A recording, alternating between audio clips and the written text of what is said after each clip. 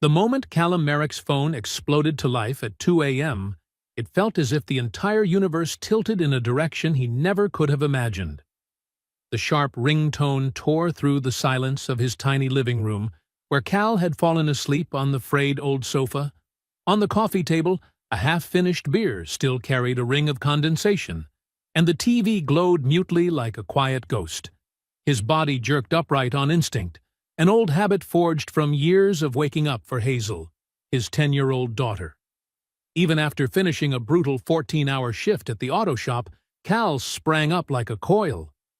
The number on the screen was unfamiliar. And who calls at this hour unless something is terribly wrong? His mind went straight to Hazel. She was sleeping over at her friend Piper's tonight. Was something wrong? His heart hammered hard enough to crack his ribcage as he picked up. "Please, I need you." It was a woman's voice, choked, trembling, as if she was clinging to the last thread of hope. "Harborview Hospital. Room 302. Please come." Cal shot fully upright. "I think you've got the wrong—" "James? Is that you?" Her voice cracked apart in raw desperation. "I'm so scared. I don't want to be alone." Something in that tone, primitive, exposed fear, hit the deepest part of Cal, the part he had locked away after Rosalind died 4 years ago. He remembered that ice-cold feeling of facing darkness alone, the crushing weight of loneliness when the world collapsed, and there was no hand to hold. "I'm not James," Cal said, "but I can come. Just try to breathe, okay?" He didn't even understand why he said it. The words leapt out of him as if a kinder version of himself had temporarily taken the wheel. The call ended. Cal stared at the phone, wondering if he was dreaming. Then logic rushed in. What the hell was he doing? Driving to a hospital in the middle of the night because a stranger dialed the wrong number? His eyes drifted to the photo of Rosalind on the shelf. His wife's smile, forever frozen at 36, seemed to watch him, asking quietly, "How are you really living, Callum?" Next to it was Hazel's picture, his daughter, gap-toothed, holding her cardboard kindergarten diploma, 10 years old, sleeping safely at her friend's house. Everything he did, all the overtime shifts, all the nights passing out on this worn sofa, was for her. The phone felt heavier in his hand. Who was that woman? Why was she clinging to a man named James, who didn't bother to show up? 2:08 a.m. His rational brain listed 100 reasons to lie back down. He had a transmission to install in the morning, and he needed to pick up Hazel at 9. He didn't even know exactly where Harborview Hospital was. Yet his hands reached for his keys.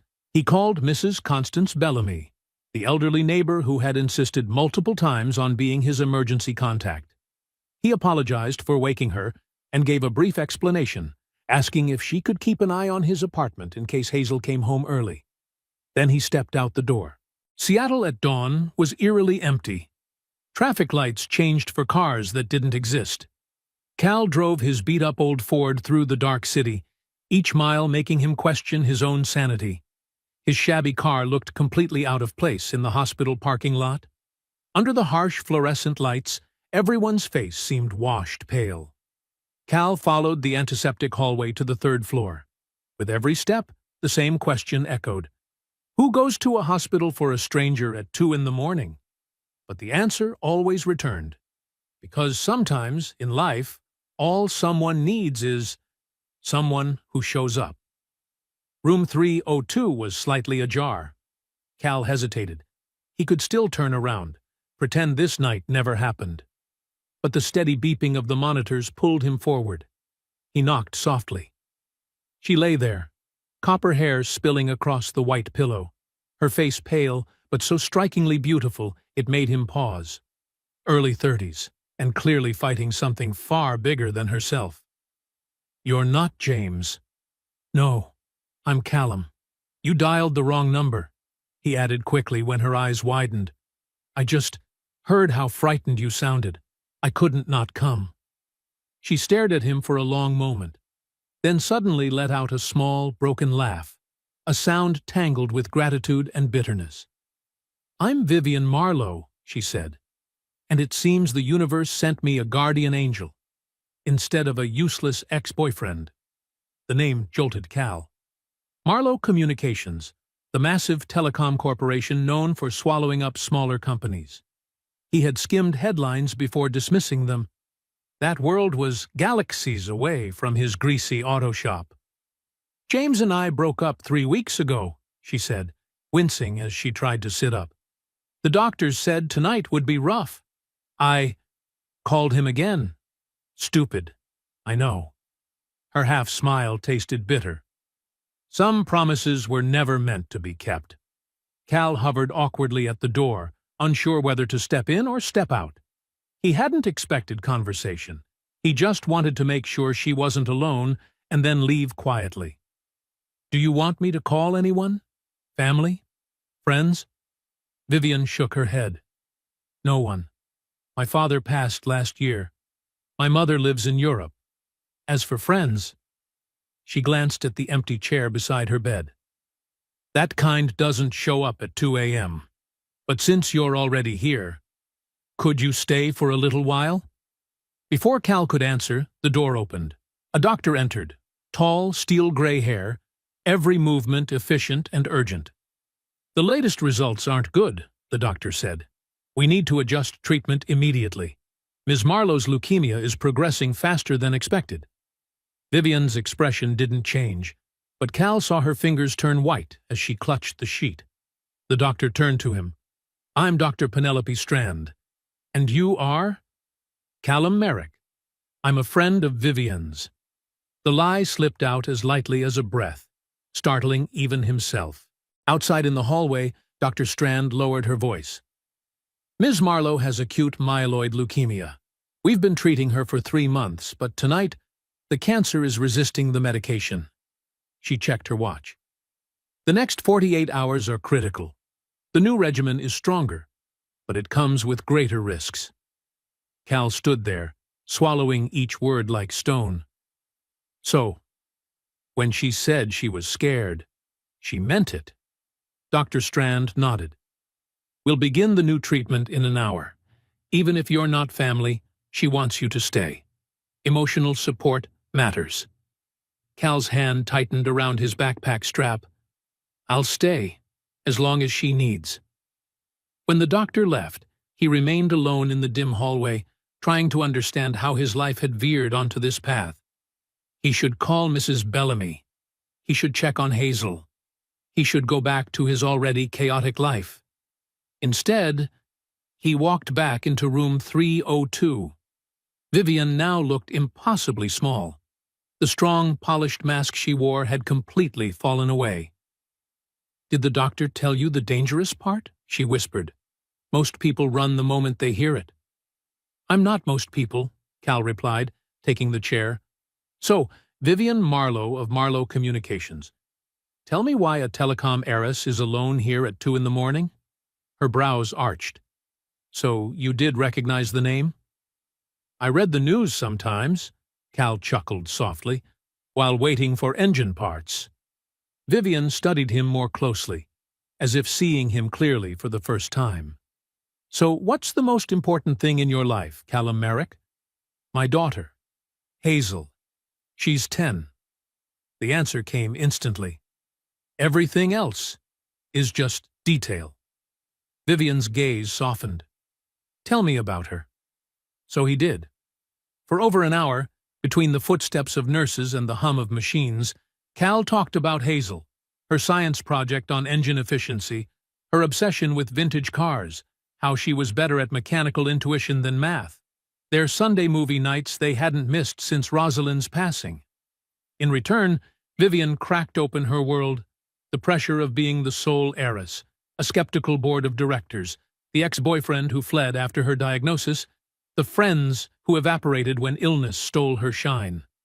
That conversation, strangely enough, felt effortless, as if two souls from distant worlds had stumbled into the same fragile moment. "The doctors said I might not make it through the night," Vivian said at last, voice eerily calm. "That's why I called James. I didn't want to die alone." Cal's heart dropped. "Then I'll stay," he said, quiet but solid as bedrock. No one should face this alone. That night, beside a cold white hospital bed, a single dad and a dying billionaire woman, standing on the edge of a 48-hour battle, unwittingly stepped into a story that would alter both their destinies. If you're following this story, don't forget to subscribe so you won't miss part 2, because the twists only get wilder from here. And tell me, do you think that 2 a.m. phone call was random, or was fate trying to intervene? Vivian survived that night, bluntly defying every grim prediction the doctors had laid out. When dawn broke, the critical window had passed. Her body was responding to the new treatment regimen far better than anyone had dared to hope. This time, she asked for Cal's phone number properly, directly, clearly, an intentional exchange, not a mistaken call in the dark. "I don't know how to thank you," she said, her voice far steadier than it had been just hours before. "Most people would never have come. Most people haven't been where I've been," he replied, thinking of those first terrifying nights after Rosalind died. "Take care of yourself, Vivian Marlowe." He left the hospital believing with absolute certainty that this was the end of their strange encounter. He had a daughter to pick up, a transmission to rebuild, a life to return to. He had no idea how wrong he was. 3 days later, just as Cal was preparing to close up Merrick's Motors for the evening, a glossy black car rolled into the lot like it had slipped out of a luxury auto commercial. The driver stepped out, a stern-faced man in a suit that probably cost more than Cal's monthly rent. He approached, carrying a cream-colored envelope. "Ms. Marlowe requests your presence at her residence tomorrow evening at 7, the man said, his voice perfectly crisp. "The address is inside the envelope. She instructed me to tell you that this matter is very important." Cal's first instinct was to shut it down immediately. His life was already tangled enough, like a mass of burnt wires. He didn't need a billionaire battling illness thrown into the mix. But curiosity, and if he was honest with himself, concern for Vivienne, quietly won out. For the next 24 hours, he found himself distractible, unfocused, his mind continually circling back to the same question. What does Vivian want from me? Hazel quickly noticed the odd behavior in their usual morning routine. "Dad," she frowned, "you just poured orange juice into your coffee and put my cereal in my lunchbox. What's wrong with you today?" All he could do was give her a sheepish smile, but that question stuck with him the entire day. What was wrong with him? Why was he so drawn to a woman he had only spent a few hours with? Someone who belonged to a world so far removed from his. It was like they were two different species. The Marlowe estate was exactly what he imagined, and then some. A sprawling mansion overlooking the city, gardens trimmed to perfection, and a security system that made Fort Knox look like a children's playground. Cal stepped out of his truck, suddenly feeling out of place in his clean but faded jeans and the button-down shirt he had ironed within an inch of its life. A housekeeper led him through marble-tiled halls into a sunlit room, where Vivian was waiting. She looked far better than she had under the harsh hospital lights. A flush of color had returned to her cheeks, though her whole presence still seemed fragile, as if a strong breeze might tip her over. When she saw him, she smiled. A real smile that reached her eyes, no longer just a polite mask. "Callum Merrick, you actually came." "You said it was important," he replied, remaining standing, abruptly aware of how luxuriously poor he looked, amid a room where the pristine white sofa probably cost as much as his entire truck. Vivian gestured for him to take the seat across from her. "I have a proposal for you," she said, her voice both serious and tinged with hesitation. "It's going to sound a little crazy, but I hope you'll listen to all of it before you say no." What Vivian proposed that evening was, quite literally, insane. She explained that her rare form of leukemia was treatable, but would require months of aggressive, relentless therapy. The prognosis was uncertain, but one thing was clear. The board of directors was using her illness as an excuse to seize control of the company. "They think I'm weak," Vivian said, a flash of anger lighting up her exhausted eyes. "They think they can push me off the track while I'm down. I need to prove to them, and to the world, that I'm not alone, that I have someone beside me, that I'm still sane enough to make decisions." "And what does that have to do with me?" Cal asked, though deep down he already knew the answer. "I need someone I can trust, someone who showed up for me without anything to gain." She leaned forward slightly, her voice soft but as steady as steel. "I want to hire you, Callum, to become my partner.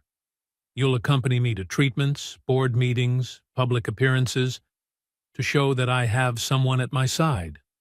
Cal laughed, thinking she was joking. "You mean hire me as a fake boyfriend?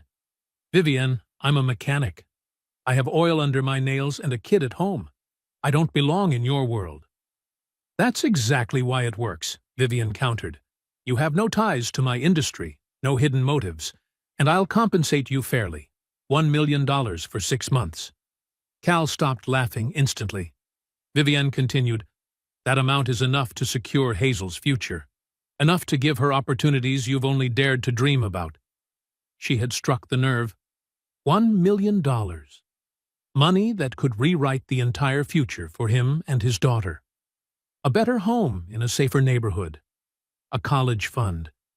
And maybe, one day, the chance to open the auto shop he'd always dreamed of. But at what cost? "I'm offering you a chance to change your life, Callum," Vivian said quietly, her tone both gentle and strangely powerful.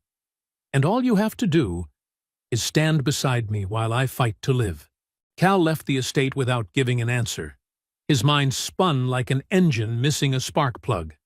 That money could change everything. But what was the price of stepping into someone else's world, pretending to be something he wasn't, facing public scrutiny, lying to everyone? He drove aimlessly through the city, eventually stopping at the cemetery where Rosalind rested. His wife's simple headstone cast a dim shadow under the thin moonlight. Cal stood there for a long time, hands tucked into his jacket pockets, breathing in the sharp cold of the night. "Ross, what would you tell me to do?" he whispered. Rosalind had always been his compass, practical, resilient, and bluntly honest. What would she think if Cal agreed to something half real, half false, even if the ultimate goal was Hazel's future? He remembered those early days after Rosalind's death, how hard he fought to keep everything from collapsing. The times he had to choose between Hazel's extracurricular activities and the electric bill. The constant fear that a major car repair or a medical issue would push them into a debt they'd never escape. $1 million. Hazel's future. The safety he'd never been able to promise. But what would he be teaching his daughter? That lying was acceptable if the money was enough? That principles were luxuries only the wealthy could afford? Those questions clung to him through the night. The next morning, Cal found Hazel sitting at the small kitchen table, carefully stitching up a tear in her worn-out backpack. The sight hit him like a punch to the chest. She was 10 years old, learning to fix things instead of replacing them, accepting limitations as if they were normal.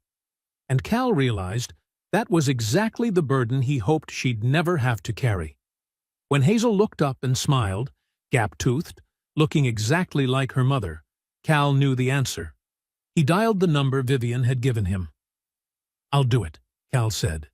The words felt strange and heavy in his mouth, part surrender to circumstance, part the sense that a new door had cracked open. "But I have conditions. Hazel is always my first priority, and I won't lie to her about any of this." "Agreed," Vivian said immediately, relief unmistakable in her voice. "When can you start?" "I need time to talk to the shop, find someone to manage things." 2 weeks. 1 week, Vivian corrected. Not a request, more like a breath-soft command. "I'll cover any losses. My first treatment cycle starts Monday, and I want you there." And just like that, Callum Merrick, a single father, an ordinary mechanic, officially stepped into the glittering, ruthless, undercurrents-filled world of Vivian Marlowe. A world completely foreign to him, a proposal beyond belief, and a path he had no way of knowing would lead him to where. The following week passed in a whirlwind of preparation. Cal went to Rusty, the most experienced mechanic he had, and discussed handing over the shop's management for a while. The explanation Cal gave was only half true. He'd been invited by a big company to consult on fleet maintenance. Rusty's eyes widened, but the surprise quickly faded into excitement. A chance for advancement, a raise. There was no reason to refuse. But the conversation with Hazel was much harder.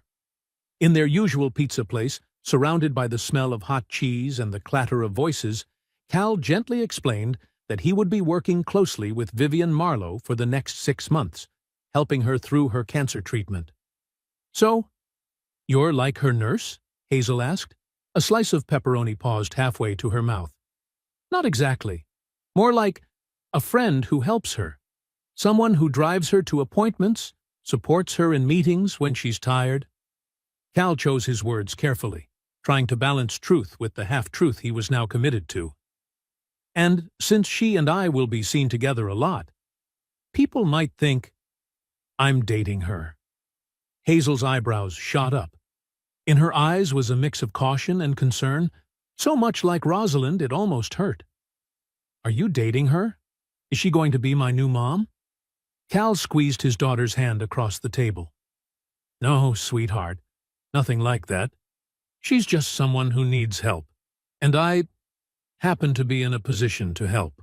Cal tried explaining more, that the job paid very well, enough to move to a nicer place, save for Hazel's college, even take that Disney World trip they had talked about for 3 years.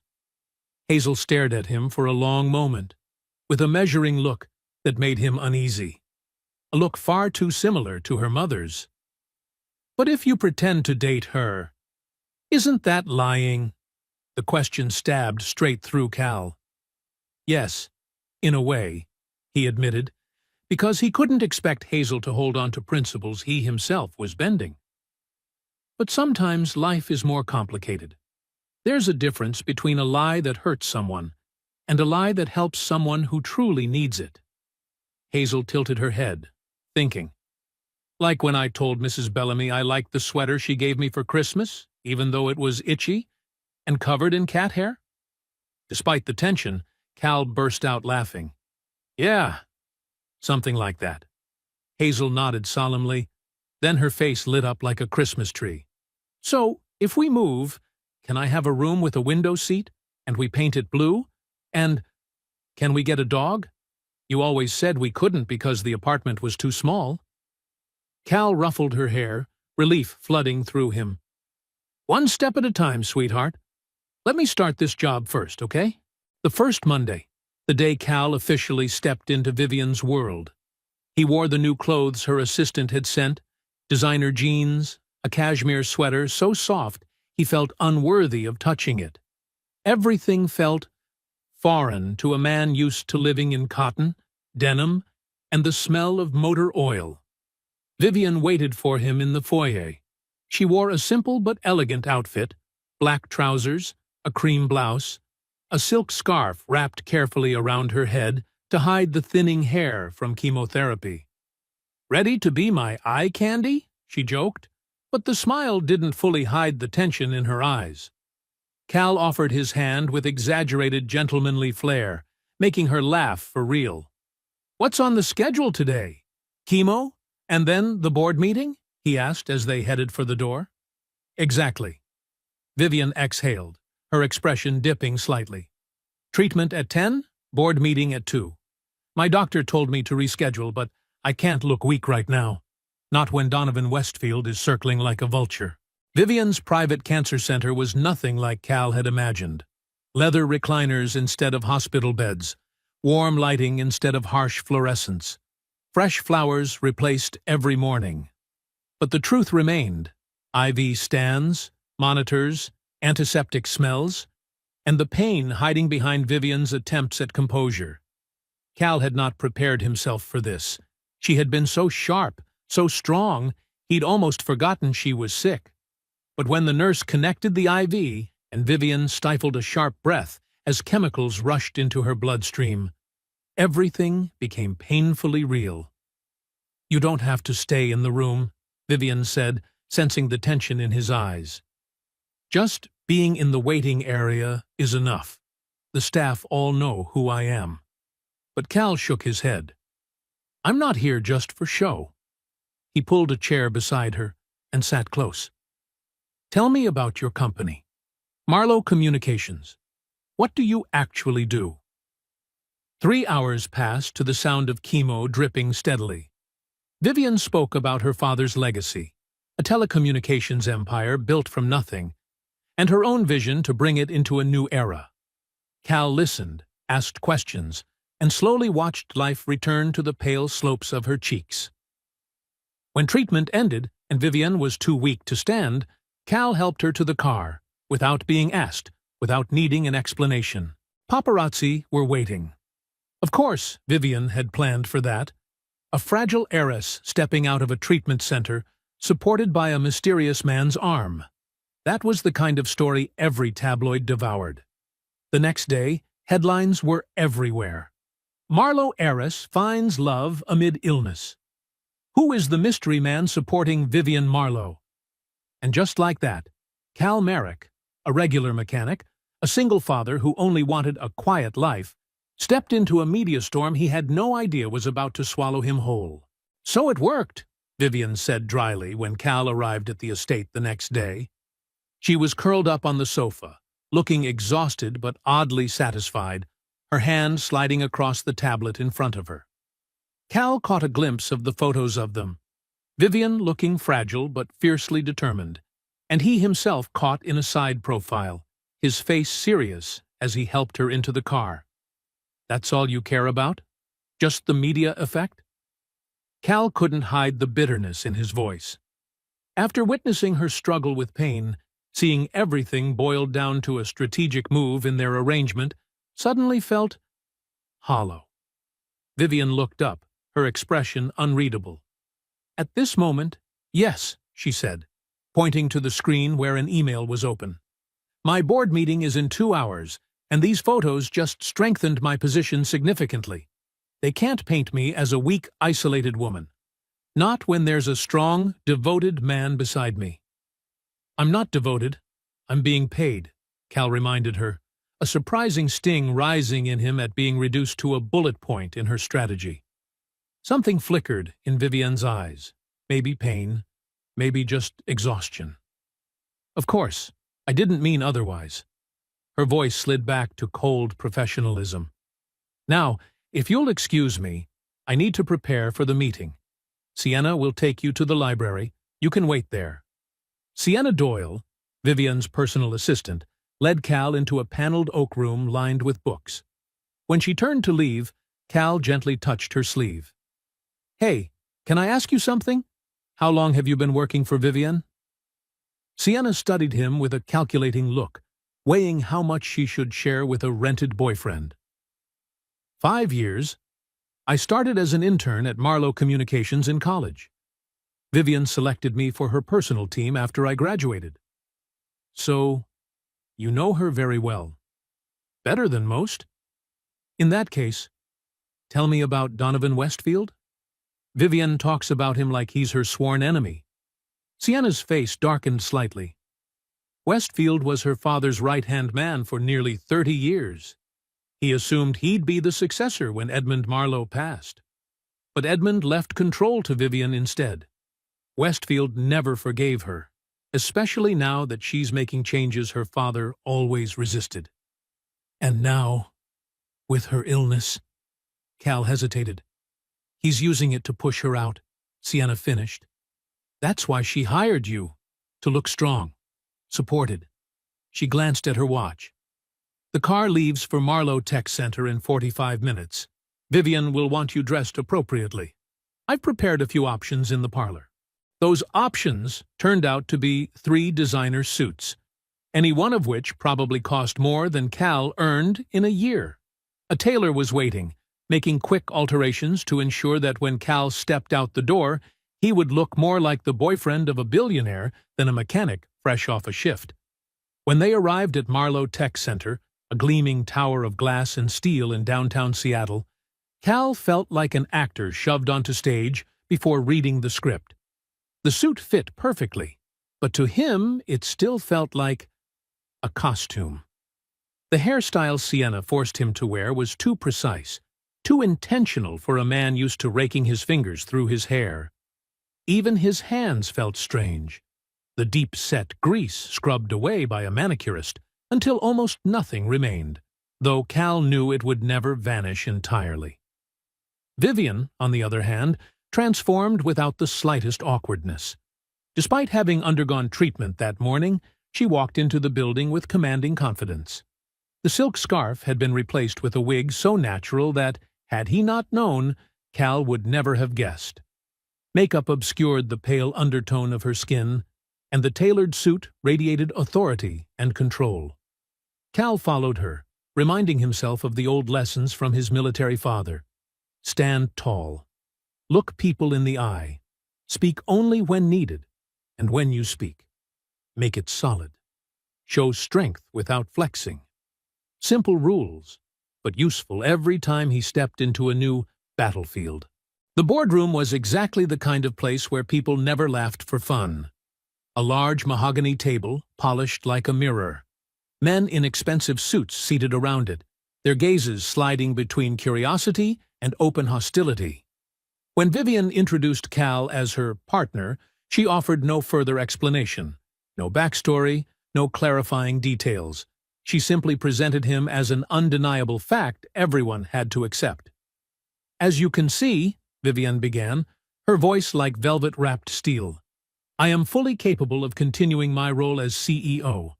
My personal life is stable. My treatment is progressing well. My vision for this company remains clear. Any attempts to question my competency will be seen for what they are.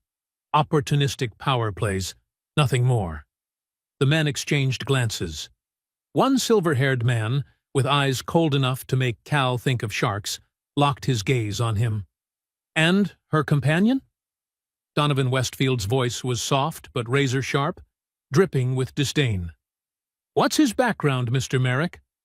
What exactly is your role in all this?" Before Vivian could answer, Cal leaned forward slightly. "I'm here to support Vivian in whatever way she needs." He met Westfield's stare head-on, refusing to be intimidated. Some would call that love.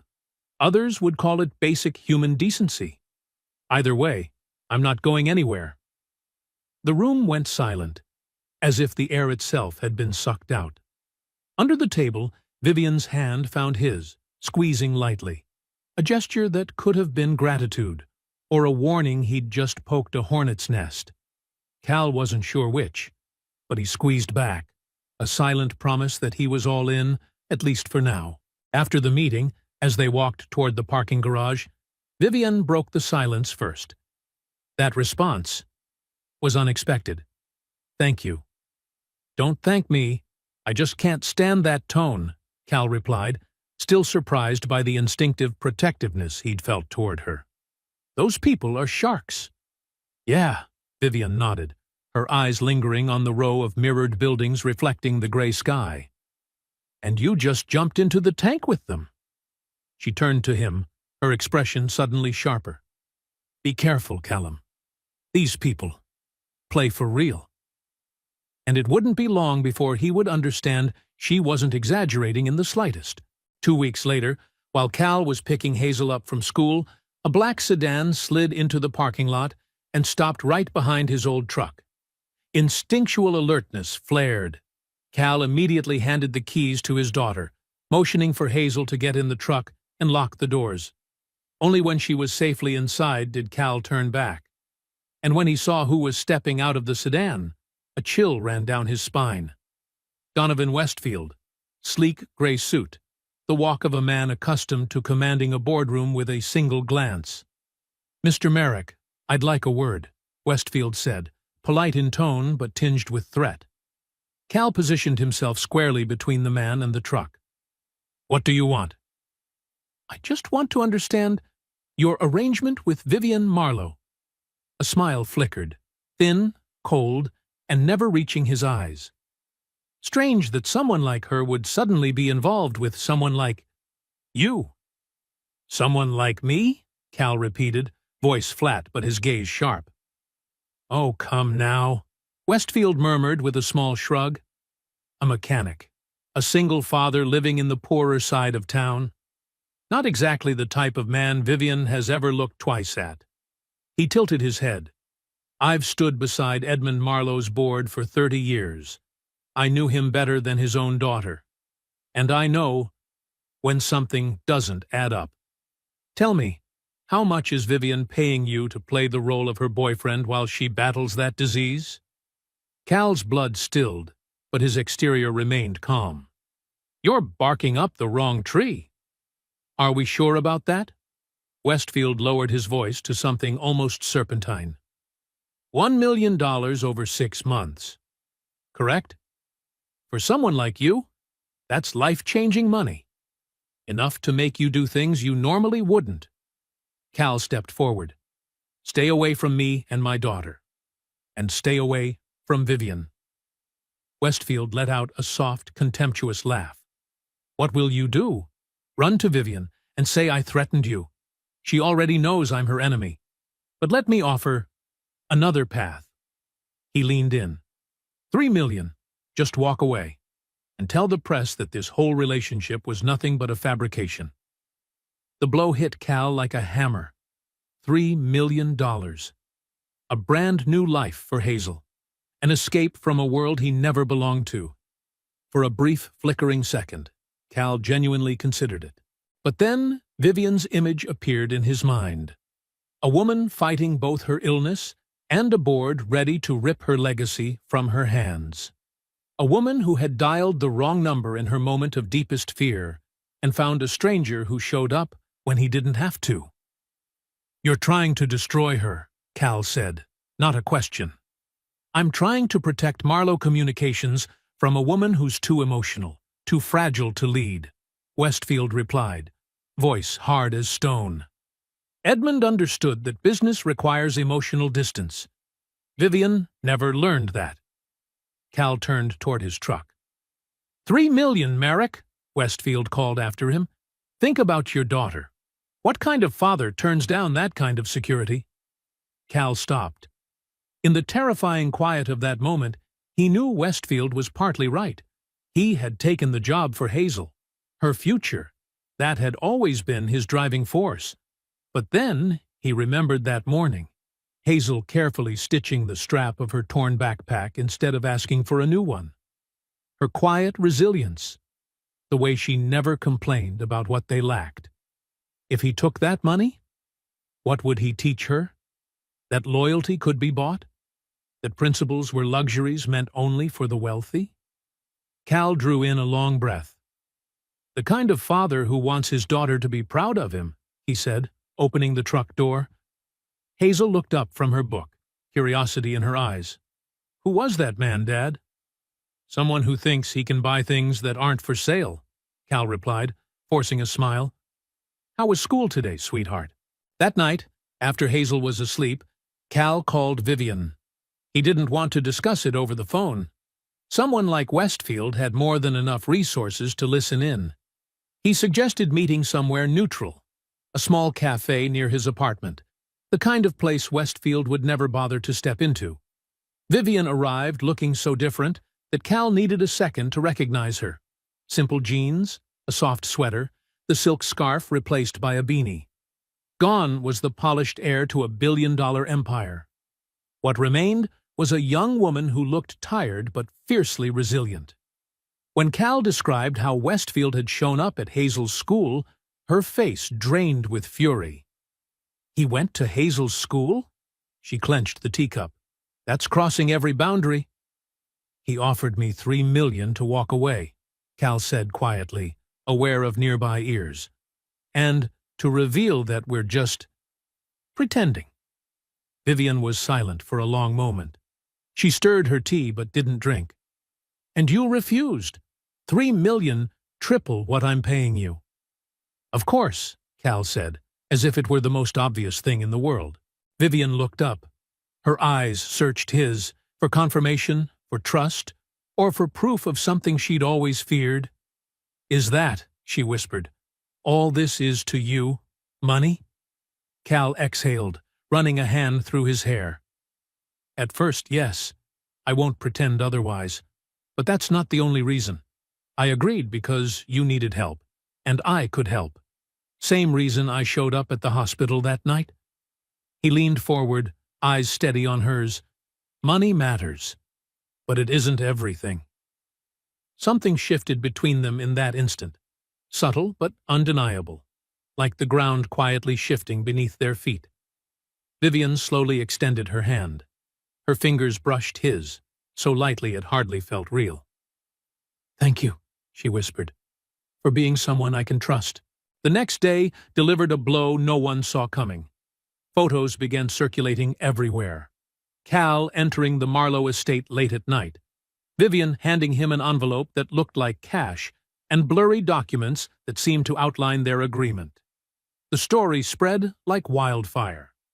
Marlowe heiress hires fake boyfriend to deceive the board and the public. Vivian's phone rang non-stop. The PR team shifted into full crisis mode, but the damage was spreading too quickly. Marlowe Communications stock plunged 15 points before the market even opened. Cal immediately drove to the estate. He found Vivian sitting calmly in the reading room, eyes fixed on the news ticker scrolling across the screen. That calmness in Cal's eyes was more worrying than panic. "I'm sorry," he said the moment the door clicked shut. "This is my fault. Westfield's been watching us." "It's not your fault." Vivian's voice was steady, though the dark circles under her eyes betrayed a sleepless night. "This is how the game works. I just didn't expect him to strike this fast." "So what do we do now?" Vivian turned to look at him. Her gaze was sharp, direct, unwavering. "The question is, are you still in this with me, Callum? If you want out, I won't blame you. Things are about to get very ugly. And you and Hazel, none of this is what you ever asked for." Mentioning Hazel made Cal freeze. The judgment from kids at school? The gossip from parents? His daughter would feel the hit directly. But then he remembered the lesson he wanted Hazel to learn. When someone you stand beside gets caught in a storm, you don't turn your back and run. "I'm not going anywhere," Cal said, voice solid as stone. "But we need a new strategy. Denial won't work. They have photos. They have documents." And at that moment, Vivian smiled. A small, calculated smile that reminded Cal that beneath the fragility was a CEO raised to run an empire. "We're not denying," she said. "We're taking control of it," then flipping the board. The press conference was Vivian's idea. When cameras lined up and reporters crowded the front steps of Marlowe Tech Center, Vivian stood tall, Cal beside her, and began telling their story. Or at least, the most advantageous version of it. "Yes," she said, voice clear, ringing, confident. "When Callum and I met, our relationship began as an arrangement." A wave of murmurs rippled through the press corps, but Vivian continued. "I had just received a diagnosis that terrified me. In the middle of the night, I dialed the wrong number, and instead of hanging up, this man, a complete stranger, came to the hospital. He came because I needed someone." Vivian looked at Cal with an expression that tightened his chest, a look impossible to distinguish as real or performed, and perhaps even she no longer knew the difference. "After that night, yes, I asked him to be my companion during treatment. I needed someone I could trust, someone not connected to my politics or my power. What I didn't expect was how quickly that arrangement became something real." The reporters practically leaned forward. Cal squeezed her hand, initially to support her. But when her fingers curled slightly in return, he realized it had become something far more than that. "Money isn't the point," Cal said into the microphone, voice low and steady. "The point is that sometimes even the strongest people need someone beside them. even a billionaire, even a single father from the other side of town. The media tore into the story like birds on fresh prey. Within hours, the hashtag number love dominated every social platform. The wrong number romance, the billionaire and the mechanic. The world is stunned. Photos of them holding hands in front of the crowd were shared endlessly, romantic to the public, incredibly useful to the PR team. Westfield, of course, erupted with rage. His plan to destroy Vivian had backfired in the most spectacular way imaginable. The board quickly sensed the shift in public favor and hurried to publicly reaffirm their support for their young CEO. But Cal knew this was only the first round. As he left the building after the press conference, standing beside Vivian in the ongoing flash of camera lights, Cal realized something. He had just stepped into a war that wasn't his. A war Westfield had no intention of losing. A war whose fallout would hit both him and Hazel. But when Vivian glanced at him, her eyes tired, yet lit with the faintest spark of trust, Cal knew he wasn't going anywhere. The real battle was still ahead. What Cal didn't expect was how the line between pretend and real kept blurring in the weeks that followed. Vivian's treatments fell into the brutal rhythm unique to modern oncology. Poison pumped into the body on schedule, followed by days of exhausted recovery, a brief window of what could be called relative normal, and then right back to the poison again.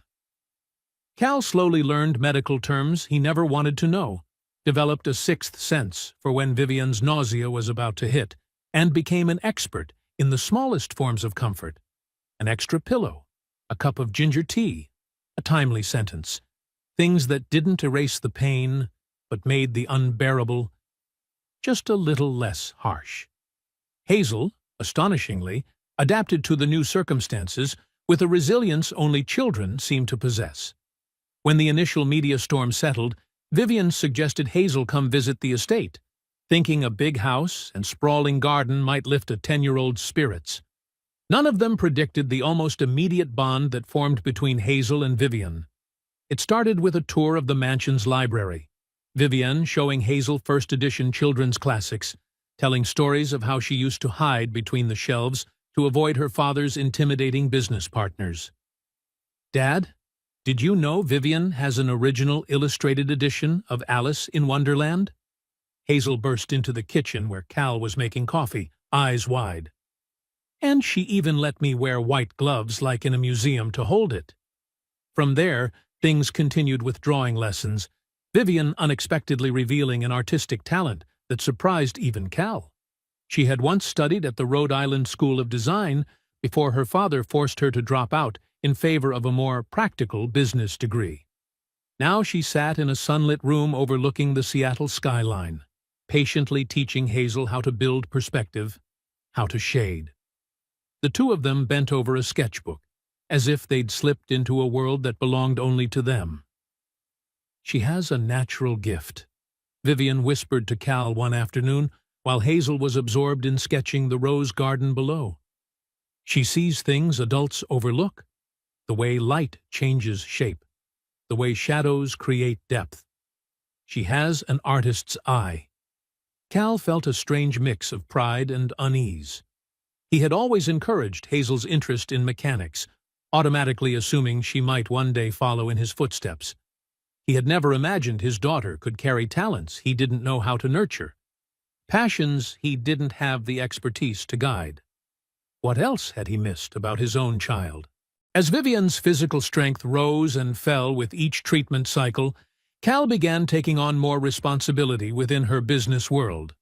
What began as simply accompanying her to meetings gradually became helping her prep for them, reviewing reports, listening as she rehearsed responses, and eventually offering his own perspective, seeing things as an outsider unburdened by corporate jargon. "You know what your real problem is?" Cal asked one evening as they sat in Vivian's home office, surrounded by a mountain of quarterly reports. "You're so focused on technological innovation that you forget the human part. People don't just want faster networks or better data packages. They want to feel connected. They want to feel heard." Vivian looked up, irritation flickering before slowly giving way to genuine thought. Go on. Look at your customer service model. It's efficient, sure, but it's all automated menus and outsourced call centers. What if, instead, you built community service hubs, local offices staffed by people who live in the area, understand the needs of each region, and build relationships with customers? That idea later became Vivienne's signature initiative, Marlowe Community Connections, a network of local service centers that doubled as tech training hubs for underserved communities. The board was skeptical at first, until the South Seattle pilot program showed a 40% increase in customer retention, accompanied by a wave of glowing media coverage. Westfield's absence from those board meetings was conspicuous, but Cal was experienced enough not to mistake silence for surrender.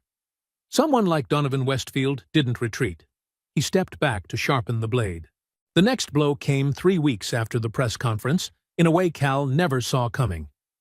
He was at Merrick's Motors discussing paperwork with Rusty when his phone rang. A woman's voice he didn't recognize came through. "Callum Merrick? This is Clara Monahan, principal of Oceanside Elementary. There's been an incident involving Hazel. We need you here immediately." Cal's heart pounded as he sped across town. Worst-case scenarios flashed through his mind. Hazel hurt? Sick? In trouble? The principal's grave expression when he walked in did nothing to ease him. "Mr. Merrick, we've had a rather serious situation," Principal Monaghan said, cheeks flushed with frustration. A group of older students teased Hazel about the articles online, showing her stories about you and Ms. Marlowe on their phones. They called her names, implying her father was involved with Ms. Marlowe because of money. Shame and anger slammed into Cal at the same time, hot enough to choke him. "Where is she?" "In the nurse's office. She's not physically injured, but she's very upset. We've suspended the students involved and are scheduling a school-wide assembly on respect and privacy. We take bullying extremely seriously, Mr. Merrick." Hazel sat stiffly on the cot, her small face patchy from tears, but her expression tight, forced, the kind of stubborn determination Cal recognized instantly. It cracked the moment she saw her father. "Dad, I punched Tyler Matthews in the nose, made it bleed." Her voice wobbled, caught between pride and hurt. "He called you a bad word I'm not allowed to say. Then he said Vivian only liked you because you're her toy. I don't even know what that means." Cal swallowed hard and knelt to meet her eyes. "Are you okay, sweetheart?" Hazel wiped her nose on her sleeve, a childlike gesture that made his heart ache. "I told them they were stupid. They don't know anything. I said, my dad is the best dad in the whole world, and Vivian is sick, and my dad helps her because that's what good people do." Her eyes filled again. "But then Tyler shoved his phone in my face and showed me a photo of you taking money from Vivian, and everyone laughed. I got so mad I couldn't see straight." On the drive home, they sat in silence. Hazel stared out the window while Cal was crushed beneath the weight of his own thoughts. This was exactly what he had feared, his daughter paying the price for his choices. Suddenly, every number, every paycheck, every calculation meant nothing next to Hazel's red, swollen eyes. "I'm quitting," Cal told Vivian that night, standing in her study, hands shoved deep into his pockets. "Hazel got bullied because of me, because of us. This whole arrangement, it's not worth it." Vivian set down the stack of financial reports she was holding and looked at him with an unreadable expression. "That's your solution? Running away?" "It's not running away. It's protecting my kid." The anger in him finally finding somewhere to go, not at Vivienne, but at himself, at the chain of choices that led them here. "She's 10, Vivian. She shouldn't have to defend me to her classmates. She shouldn't have to hear people say her dad gets paid to date someone." Vivian's gaze sharpened like a blade. "Then, what lesson are you planning to teach her?" she asked, voice cool but never raised. "That when things get hard, the answer is to walk away. That when you're bullied, the solution is to disappear. Her words struck directly at the soft, vulnerable place where Cal's doubts already lived. "That's not fair," he shot back. "Is it not?" Vivian stepped closer. Despite having had treatment 2 days ago, her stride was steady, almost intimidating. "When you became a single father, did you honestly think you could shield Hazel from every hurt? From every insult, every rumor, every unfairness in the world?" Her voice softened, but didn't weaken. "Life is cruel, Callum. Adults are like that, and children can be even worse. Walking away doesn't erase anything. The rumors will still be there. The photos will still be online. All walking away does is tell Hazel, the world, and yourself that you can be chased off just because someone didn't like your story." Cal exhaled sharply, running a hand through his hair, frustrated with reality and himself alike. "So, what do you suggest? Let my daughter get bullied while we pretend everything's fine?" "My solution is to face it head-on," Vivian replied, moving past the desk and stopping right in front of him, close enough for Cal to see the tiny golden flecks inside her blue eyes. "Let me go to Hazel's school, meet her classmates, meet her teachers. Let me show them who I really am, not the distorted shadow in the tabloids." "No way," Cal reacted almost instinctively. "I'm not turning you into some PR prop paraded around my daughter's school." A flicker of hurt flashed through Vivian's eyes before being replaced by the familiar steel. "Is that what you think I'm doing? A photo op?" Her voice cooled. "I care about Hazel, Callum. That might not have been part of the original contract, but it is now, and I'm offering to help in the only way I know how." The air between them tightened, pulsing for several beats before Cal had to admit, even reluctantly, that maybe her approach wasn't entirely wrong. "Fine," he said quietly, "but if I see a single camera, a single reporter, yours or anyone else's, we're done. I mean it, Vivian. Hazel is not a pawn in any battle between you and Westfield or the board." "She isn't," Vivian replied, her voice soft but firm enough to stop him in his tracks. "And this is not a game for me anymore, Callum. Not anymore." The visit to Oceanside Elementary was arranged with meticulous care. No press, no cameras, no spectacle, just Vivian participating in Career Day, alongside dozens of other parents and guest speakers. She dressed simply, left her designer bags at home, and covered her wig with an ordinary scarf, subtle enough to acknowledge her health, but not enough to invite pity or intrusive curiosity. Her talk with Hazel's class wasn't about wealth or status, but about communication technology and how it connects people across great distances. She brought a few prototype phones for the kids to pass around, explained how satellites transmit signals, how waves travel, and ended with an unexpectedly touching message. Use technology to build bridges, not walls. People think technology is about devices and data, but it's really about connection, Vivian said, her voice softening as if she, too, was looking back on herself. "When I was diagnosed with leukemia, I dialed the wrong number in the middle of the night. Instead of hanging up, the person on the other end came to the hospital and sat with me through the scariest night of my life. That connection, a voice in the dark, a hand to hold when you're afraid, was stronger than any technology I've ever built."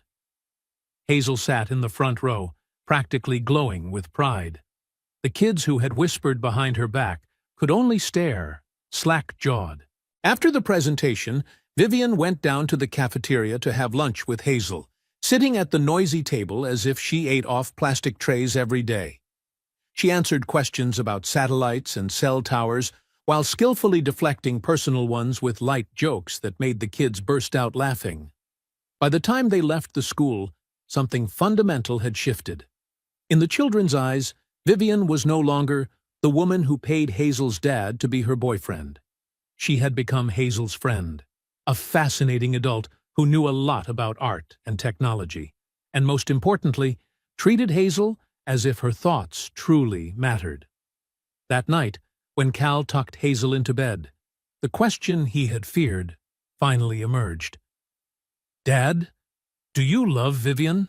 I mean, love her for real? Not pretend love for acting? Cal slowly smoothed the edge of the blanket, buying a few seconds to choose his words. The truth was, he himself no longer knew where the line between real and pretend even was. What I feel for Vivienne is a little complicated. His voice rasped more than he intended. Adults always say that when they don't want to answer, Hazel replied, her skeptical little stare hitting him square in the chest, so painfully reminiscent of Rosalind. I think you love her, and I think she loves you too. She looks at you the same way Piper's mom looks at her new husband. That's enough from my tiny matchmaker. Cal tapped her nose, trying to steer the conversation away with a touch of humor. Now sleep. But when he turned off the light and pulled the door shut, Hazel's words lingered in his mind. Did Vivian look at him differently? And had he already started looking at her differently without noticing? The line between their convenient arrangement and something real had blurred gradually.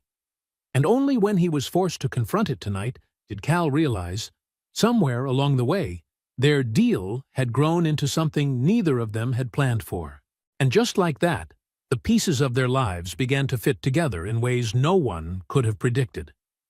Cal found something he thought he had lost forever after Rosalind passed away. The ability to open his heart to someone new. Not to replace what had been lost, but to create something entirely different. Vivian discovered that real strength didn't lie in controlling everything, but in trusting enough to let someone in. That she didn't have to fight alone. And Hazel? She found someone who wasn't trying to become a new mother, but simply a friend. Someone who taught her how to draw, who listened to her dreams, and who made her father smile in a way she hadn't seen since her mom died. But out there, in the power-laced hallways of Marlowe Communications, Donovan Westfield hadn't spoken his last word. The man who had spent 30 years building an empire beside Edmund Marlowe wasn't going to let it slip through his fingers so easily. And James, the ex-boyfriend who abandoned Vivian when she needed him most, was planning a return. Not out of love, but something far more dangerous. Wounded pride and boundless ambition. Meanwhile, the $1 million remained in the escrow account, a sum that once seemed like the answer to every problem, now turning into the most complicated question of all. When a relationship begins as a contract but grows into love, what does money even mean? If you've followed the story all the way to this point, thank you so much for staying until the end. But the story is far from over. Do you want to know? What tricks will Westfield use to sabotage Vivian? How will James return? And what chaos will he bring with him? Will Cal and Vivian survive the looming vote of no confidence? And most importantly, will their love be strong enough to withstand everything? If you want me to start writing part 2 filled with drama, twists, corporate scheming, and even deeper romance, leave a comment below the video saying, "Continue, part 2. Subscribe so you don't miss part 2, where everything will get hotter and far more intense. Like this video if this story touched your heart. Share it with friends who also love emotional romantic storytelling. If this video reaches 1,000 likes and 500 comments requesting it, I will release part 2 next week. See you in the next chapter of Cal and Vivian's journey. And remember, sometimes a wrong number call is destiny calling.